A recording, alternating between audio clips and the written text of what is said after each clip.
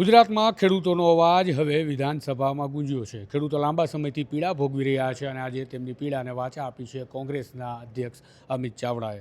વિધાનસભા ગૃહમાં ખેડૂતોનો અવાજ ઉઠ્યો અને કહેવામાં આવ્યું કે રીસર્વેની કામગીરી હવે ક્યારે ખતમ થશે। વાંધાજનક રીસર્વે માટે લાખો અરજીઓ પેન્ડિંગ પડી છે, કારણ કે આ અરજીઓ વિવાદિત જમીનને વધુને વધુ વિવાદિત બનાવી રહી છે, તો ક્યારેક એકબીજા સાથે સંબંધ પણ ખરાબ કરે ખેડૂતો તેવી સ્થિતિનું નિર્માણ થયું છે, કારણ કે રાજ્ય સરકારની એજન્સીઓએ જમીન માપણી ખોટી કરી નાખી છે। ત્યારે આજે વિધાનસભામાં અમિત ચાવડાએ આ મામલે અવાજ ઉઠાવ્યો, સરકાર પાસે જવાબ માંગ્યો। સરકારે શું જવાબ આપ્યો એ સાંભળો। વિધાનસભાના બજેટ સત્રની શરૂઆત થઈ ચૂકી છે અને આજે પ્રશ્નોત્તરીમાં સરકારની પોલ ખુલતી જાય છે।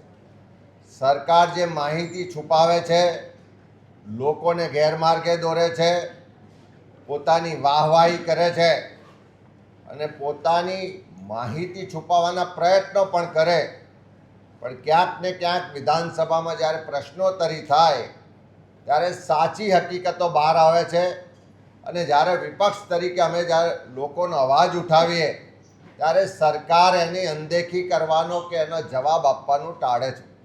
એવા સંજોગોમાં ગુજરાતમાં જમીન રીસર્વે, જમીન માપણીની શરૂઆત 2010-11ના વર્ષમાં થઈ, જ્યારે તત્કાલીન મુખ્યમંત્રી નરેન્દ્રભાઈ મોદી હતા અને એમના સમયમાં વર્ષો પછી, આઝાદી પછી અમે પહેલી વાર રીસર્વે કરાવીએ છીએ એવી ખૂબ વાતો કરવામાં આવી, ભાષણો કરવામાં આવી ને વાહવાહી કરવામાં આવી અને પાયલોટ પ્રોજેક્ટ તરીકે વખતે જામનગર જિલ્લો, જે અત્યારે દ્વારકા અને જામનગર જિલ્લો છે, અને બનાસકાંઠા જિલ્લાને પાયલોટ પ્રોજેક્ટ તરીકે લીધા। આજે નરેન્દ્રભાઈ મુખ્યમંત્રીમાંથી વડાપ્રધાન બન્યાને પણ 11 વર્ષ થયા।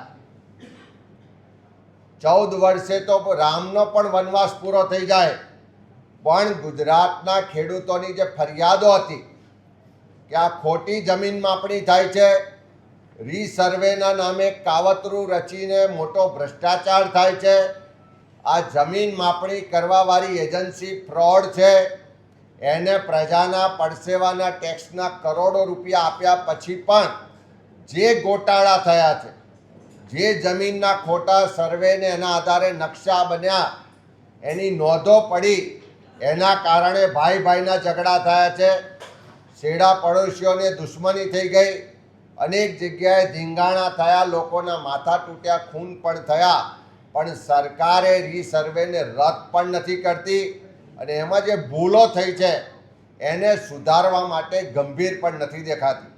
આજે પ્રશ્નોત્તરીમાં મહેસૂલ મંત્રી જે જવાબ આપતા હતા કે આટલી અરજીઓ હજુ પેન્ડિંગ છે અને જે અરજીઓ મંજૂર કરવામાં આવી એના પર પણ જે નકશા પર એની અસરો આપવી જોઈએ એ આજ દિન સુધી અપાઈ નથી। આજે પ્રશ્નોત્તરીમાં જે માહિતી આવી એની સાથે સાંકળીને કહીએ તો આજથી 2 વર્ષ પહેલાં રાજ્ય સરકારના પ્રવક્તા મંત્રી એમ કીધું હતું, એ વખતે 5,70,000 અરજીઓ ભૂલો થઈ છે એવી એને સુધારવા માટેની પેન્ડિંગ હતી અને એ વખતે પ્રવક્તા મંત્રી એમ કીધું કે અમે અદ્યતન ટેકનોલોજી લાવ્યા છે, નવા સાધનો લાવ્યા છે, સ્ટાફ ભર્યો છે, 100 દિવસની અંદર અમે તમામ જે ફરિયાદો છે એનો નિકાલ કરીશું। પણ આજે ખાલી એક મહીસાગર જિલ્લાની વાત કરીએ તો મોટે ભાગે 80% અરજીઓ આજે પણ પેન્ડિંગ છે અને જે અરજીઓનો નિકાલ થયો એમાં પણ ક્યાંય માપણી શીટ પણ નથી બની, એની નકશા પર અસરો પણ નથી અપાતી। અને ખાસ કરીને આજે જ્યારે પ્રશ્ન ઉઠાયો કે આ રીસર્વેના નામે જે ગોટાળા થયા છે, જે ભૂલો સુધારવાની અરજીઓ થઈ છે, એના નિર્ણયો માટે મોટી રકમો માગવામાં આવે છે। DILRની કચેરી હોય કે SLRની કચેરી હોય, આ બધી જ જગ્યાએ ક્યાંક સાચો ખેડૂત હોય એના બદલે ભૂમાફિયાઓની નામે કિંમતી જમીનો ચડી જાય છે। કોઈ પૈસાદાર માણસ હોય, વધારે લાંચ આપે તો એની જમીનના સર્વે નંબરો રોડ પર આવી જાય છે અને કોઈ ગરીબ માણસ હોય તો એના સર્વે નંબરો પાછળ જતા રહે। કેટલી જગ્યાએ તો સરકારી જમીન પણ કોઈ ખાનગી માણસના નામે ચડી ગઈ અને બારોબાર વેચાણ પણ થઈ ગયા, એના અનેક દાખલા છે।